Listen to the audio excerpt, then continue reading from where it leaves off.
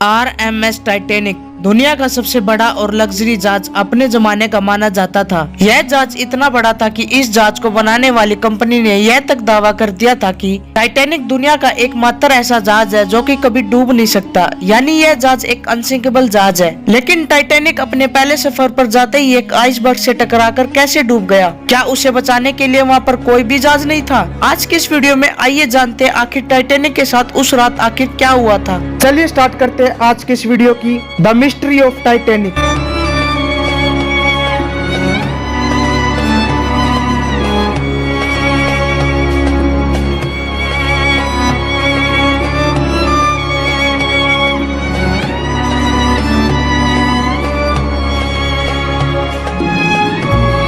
दस अप्रैल 1912 ये वो दिन था जब टाइटैनिक अपने पहले सफर पर निकलता है। ये जहाज साउथैम्पटन से न्यूयॉर्क तक जा रहा था और इस जहाज की कमान संभाले हुए थे 62 साल के कैप्टन एडवर्ड जे स्मिथ। इस जहाज में बड़े बड़े सेलिब्रिटी, एक्टर से लेकर इमिग्रेंट, हर तरह के लोग इसमें बैठे हुए थे। वीडियो की स्टार्टिंग में मैंने आपसे कहा था कि यह जहाज दुनिया का सबसे बड़ा जहाज था। इस जहाज की लेंथ 259 मीटर और 73 मीटर से भी ज्यादा ऊंची थी। इस जहाज में जो लग्जरी चीजें इस्तेमाल की गई थी उन्हें देखकर आपका सिर चकराने वाला है, क्योंकि इसमें बड़े बड़े सेलिब्रिटी, एक्टर्स और बड़े बड़े बिजनेसमैन ही ट्रैवल कर पाते थे। नॉर्मल लोगों के लिए ये टिकट अफोर्ड करना बहुत ही मुश्किल था। उस जमाने में इस जहाज को बनाने की कॉस्ट पड़ी थी $7.5 मिलियन, यानी आज के जमाने में हम इसको कन्वर्ट करें तो वो पूरे बनते हैं $400 मिलियन।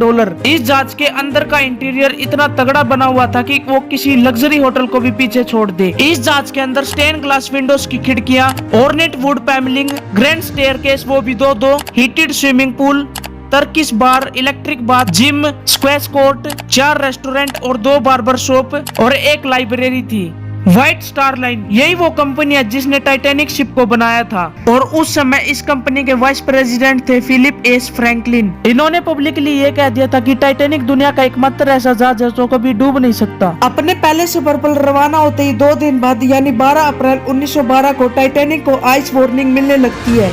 यानी जिस अटलांटिक ओशियन में टाइटैनिक जहाज आगे बढ़ रहा था वहाँ बड़े बड़े बर्फ की चट्टानें होती है। टाइटैनिक को बार बार वार्निंग मिलने के बाद वह अपने जहाज को 2 बार डेंजरस जोन से बचा लेती है, लेकिन वह अपने जहाज की स्पीड को कम नहीं करते। 21.5 नॉट्स यानी 40 किलोमीटर प्रति घंटे की रफ्तार से वह आगे बढ़ते रहते हैं। जब टाइटैनिक को 17 बार और वार्निंग दी जाती है, लेकिन कैप्टन और उनके क्रू इस वार्निंग को डिसएग्री कर देते हैं। वह टाइटैनिक की रफ्तार को कम नहीं करते। धीरे धीरे सूरज ढल जाता है और रात हो जाती है और उस समय उस जगह का तापमान नीचे गिरने लगता है, यानी ठंड का माहौल बन जाता है। रात के 11:39 फ्रेडरिक फ्लिट नाम के एक व्यक्ति इस क्रूज नेस्ट पर बैठे हुए थे। क्रूज नेस्ट जहाज के ऊपर वाले हिस्से को बोला जाता है, जिसे व्यू पॉइंट भी कहा जाता है। यहाँ पर हमेशा एक व्यक्ति रहता है जो कि आगे आने वाली चीजों के बारे में बताता है। फ्रेडरिक फ्लिक अचानक यह देखते हैं कि टाइटैनिक जहाज के आगे एक बड़ा सा बर्फ का पहाड़ यानी आइसबर्ग दिखाई देता है। वह 3 बार घंटी को बजाता है ताकि नीचे क्रूज को सुन सके।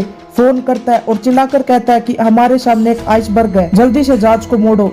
फर्स्ट ऑफिसर विलियम मुडरोच ब्रिज वह इस इंस्ट्रक्शन को सुनता है। वह विलियम को संदेश देता है कि जहाज लेफ्ट साइड मोड़ो, लेकिन अनफॉर्चुनेटली बहुत देर हो चुकी थी। सिर्फ 1 मिनट बाद यानी 11:40 पर जहाज जाकर आइसबर्ग से टकरा जाता है। आइसबर्ग का टकराव टाइटैनिक के जहाज के फ्रंट राइट साइड पर हुआ था। करीब 10 मिनट तक जहाज आइसबर्ग से खिसरता चला गया और बहुत बड़ा डेंट पड़ गया। यह बर्फ का टुकड़ा इतना बड़ा था कि टाइटैनिक को बहुत बड़ा नुकसान झेलना पड़ा। इस इंसिडेंट के बाद कैप्टन जे स्मिथ और उनके क्रू मेंबर तुरंत देखने गए कि जहाज को कितनी चोट पहुंची है, और वहां जब वो पहुंचे और उन्होंने रियलाइज किया कि ये जहाज तो अब डूब जाएगा, वह कम्प्लीटली शॉक हो गए इस बात को सुनकर। वह मानते थे कि यह जहाज तो कभी नहीं डूब पाएगा, ये जहाज तो एक अनसिंकेबल जहाज है। आइसबर्ग के इम्पैक्ट के बाद जहाज के 16 वाटर टाइप कंपार्टमेंट में से 6 वाटर का टाइप कंपार्टमेंट पर डेंट पड़ चुका था। उनमें पानी बुरी तरह से भर चुका था और लिमिट सिर्फ 4 कंपार्टमेंट की थी, लेकिन 6 कंपार्टमेंट में पानी भर चुका था। इसका मतलब कि ये जहाज डूबने वाला है, इसे कोई अब डूबने से नहीं बचा सकता। जब धीरे धीरे शिप में पानी भरने लगा तब लोगों को रियलाइज हुआ कि ये शिप तो अब डूब जाएगी। लोगों में भीड़ मचने लगी लाइफ बोट्स में उतरने के लिए, लेकिन अनफॉर्चुनेटली 20 लाइफ बोट्स उस जहाज में मौजूद थी, जिसमें 1200 लोग ही बैठ सकते थे, लेकिन जहाज में 2200 लोग मौजूद थे। रात के 2:05 पर आखिरी लाइफ बोट्स को उतारा गया और अभी भी टाइटैनिक पर 1500 लोग और मौजूद थे। करीब 2:20 के बाद टाइटैनिक जहाज 2 हिस्सों में टूट गया